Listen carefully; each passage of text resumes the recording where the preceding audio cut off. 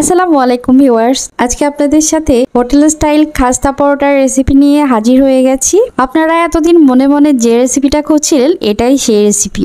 প্রথমে একটি বলে হাফ কাপ নর্মাল টেম্পারেচার থাকা পানি দিয়ে দিচ্ছি, সেই সাথে স্বাদ মতো লবণ দিয়ে দিচ্ছি, 1 টেবিল চামচ গুঁড়া দুধ দিয়ে দিয়েছি, 1 চা চামচ চিনি এবং 1 টেবিল চামচ রান্নার সয়াবিন তেল দিয়ে দিয়েছি। চিনিটা এখানে দেওয়ার চেষ্টা করবেন। সবকিছু একসাথে ভালোভাবে মিশিয়ে নিয়েছি। এরপর 1 কাপ ময়দা দিয়ে দিয়েছি। আমি ময়দা দিয়ে করছি, আপনারা চাইলে কিন্তু আটা দিয়েও করতে পারেন।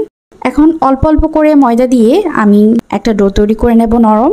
এখানে আমার 1 কাপ এবং 1/3 কাপ মতো ময়দা লেগেছে হাফ কাপ পানির জন্য।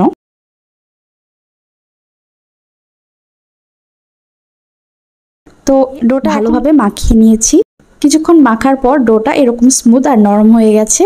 এটা আরও একটু সেট হওয়ার জন্য আমি এটা 15 মিনিট রেস্টে রাখবো, ঢেকে অবশ্যই। 15 মিনিট রেস্ট দেওয়ার কারণে ডোটা আরও বেশি স্মুথ হয়ে গেছে। এটা এখন আমি একটা বোর্ডে নিয়ে নিচ্ছি আর একটু ময়দা স্প্রিঙ্কেল করে আর একটু মথে নিচ্ছি। এটা আমার মথে নেওয়া হয়ে গেছে, 3-4 মিনিট আমি মথে নিয়েছি। এখন আমি 5টা শেপে এটা ডিভাইড করে নিচ্ছি। আপনারা আপনাদের পছন্দ মতো ছোট বড় করে তৈরি করতে পারেন। তো আমি এখন গোল শেপ করে নিচ্ছি সবগুলোই। বানের শেপ করে নিলে এগুলো বেলতে সুবিধা হবে, তাই সবগুলো প্রথমে বানের শেপ করে নিয়েছি। রুটি বেলার সময় পিঁড়িটা যাতে না নড়ে তার জন্য নিচে একটা কাপড় দিয়ে দিয়েছি, এতে করে পিঁড়িটা অনেক বেশি নড়বে না। তেল দিয়ে নিয়েছি একটা কাপে 1 টেবিল চামচ মতো। এখন রুটি বেলনি আর পিঁড়িতেও একটু তেল মাখিয়ে নিয়েছি। প্রথমে আমি আপনাদের একটা তেল দিয়ে বানিয়ে দেখাচ্ছি রুটি। হোটেলে কিন্তু এরকম তেল দিয়ে বেলা হয়, তাই জন্য আমি প্রথমে হোটেল স্টাইলে যেহেতু বলেছি থাম্বনেইলে প্লাস টাইটেলে, তাই আমি এখানে তেল দিয়ে করে দেখাচ্ছি। তো একটা রুটি বেলা হয়ে গেছে, আমি একটু তেল লাগিয়ে নিয়েছি রুটির উপরে, এর উপর ময়দা স্প্রিঙ্কেল করে দিচ্ছি। এরপর হাত দিয়ে একটু ভালোভাবে মুছে দিয়েছি ময়দাগুলো রুটির গায়ে।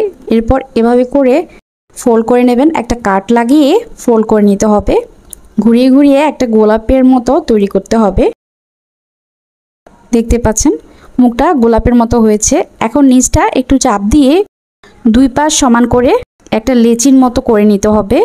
আর দেখতে পাচ্ছেন এটা হয়ে গেছে। এভাবে করে কয়েকটা চাপ দিলে এটা সেট হয়ে যাবে। এভাবে করে আমি সবগুলো তৈরি করে নিচ্ছি। বাকি সবগুলাই আমি ময়দা দিয়ে বেলেছি, তেল দিয়ে না। তো আমি অফ ক্যামেরায় সবগুলো বেলে নিয়েছি।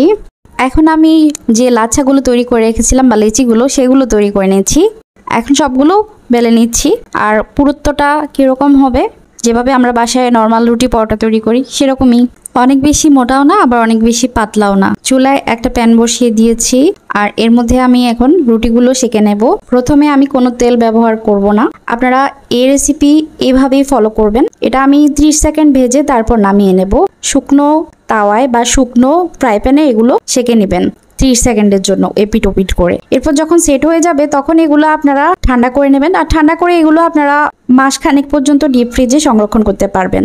বক্সে রাখার সময় অবশ্যই প্রতিটা রুটির মাঝখানে একটা করে প্লাস্টিক দিয়ে দিতে হবে, নয়তো রুটিগুলো একটার গায়ে একটা লেগে যাবে। চুলায় আবার ফ্রাই প্যান বসিয়ে দিয়েছি আর চুলার জালটা এখন মিডিয়াম টু লোতে আছে। তেলটা ভালোভাবে গরম করে নিয়েছি। এখানে আমি 5 টেবিল চামচ তেল দিয়েছি। আর তেলটা অবশ্যই একটু বেশি দেওয়ার চেষ্টা করবেন। 5 টেবিল চামচ তেল দিলে কোনো সমস্যা নেই, তেলটা সম্পূর্ণটাই রয়ে যাবে। শুধু একটু বেশি তেলে ভাজলে পরোটাগুলো খাস্তা হবে, এতটুকুই। আর ভালোভাবে ফুলবে, সবগুলো পরোটাই কিন্তু ফুলবে আর মুচমুচে হবে। আমার এই রেসিপি যদি ফলো করে হুবহু বাসায় তৈরি করেন, ইনশাল্লাহ আমি গ্যারান্টি দিচ্ছি একদম হোটেল স্টাইল পরোটা হবে আপনার পরোটাটাও। আমি আপনাদের সাথে 2-3টা পরোটা দেখাচ্ছি তৈরি করা। আপনারা হয়তো বা মনে করবেন যে যেটা ফুলেছে সেটাই দেখাচ্ছি, না, সবগুলোই কিন্তু এরকম ফুলেছে। কমপ্লিটলি ফুলেনি, তবে হ্যাঁ এরকম ফুলবে। আর এগুলো খেতে অসম্ভব মজার হয়, যেহেতু আমরা গুঁড়া দুধ দিয়ে তৈরি করেছি প্লাস হালকা একটু চিনি দিয়েছি। খেতে খুবই মজা লাগে, বাসায় ট্রাই করতে পারেন। গরুর মাংসের সাথে তো জাস্ট জমে যাবে। পরোটাগুলো ভাজার পর তেল ঝরে যাওয়ার জন্য অবশ্যই কোনো স্ট্রেনার অথবা খাঁচার মধ্যে রেখে দিতে হবে। তেলটা ঝরে যাওয়ার পরেই পরিবেশন করবেন, অথবা টিস্যুর উপরও রেখে দেওয়া যায়। আর দেখতে পাচ্ছেন আমার সবগুলো পরোটা কিন্তু তৈরি হয়ে গেছে, আর খেতে তো আলহামদুলিল্লাহ অসম্ভব মজার ছিল। আজকের পরোটার রেসিপি যদি বাসায় তৈরি করেন অবশ্যই কমেন্ট করে জানাবেন আপনার পরোটা কেমন হয়েছে। আর যদি এই পরোটার রেসিপি আপনাদের ভালো লেগে যায় তাহলে একটা লাইক দিতে তো অবশ্যই ভুলবেন না, আর চ্যানেলটি সাবস্ক্রাইব করবেন অবশ্যই।